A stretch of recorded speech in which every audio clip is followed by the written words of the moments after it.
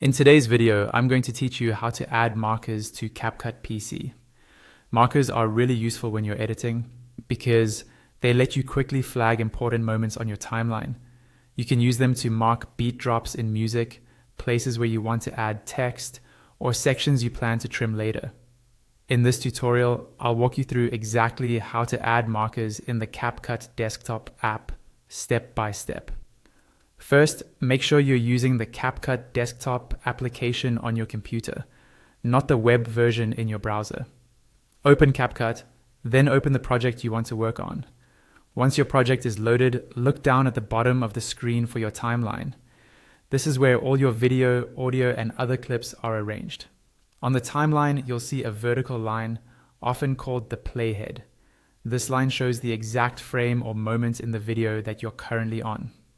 To place a marker, you need to position this playhead at the point you want to mark. You can do this by clicking anywhere on the timeline or by dragging the playhead left or right until you land on the right spot. You can also press the spacebar to play and then pause exactly where you want a marker.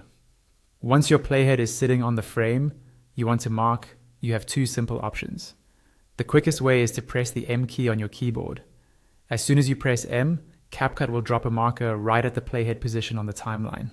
If you prefer using your mouse, look just above the timeline for the toolbar. In that toolbar, you'll see an icon labeled Add Marker, or an icon that looks like a small flag or marker symbol. Click that icon, and CapCut will add a marker at the current playhead position, just like the keyboard shortcut. Both of these methods do exactly the same thing. The only difference is whether you prefer using the keyboard or clicking the button with your mouse. You can add as many markers as you need as you go through your edit. They'll stay on your timeline to help you navigate and keep your edit organized. And that's it. You've learned how to add markers in the CapCut desktop app on your PC.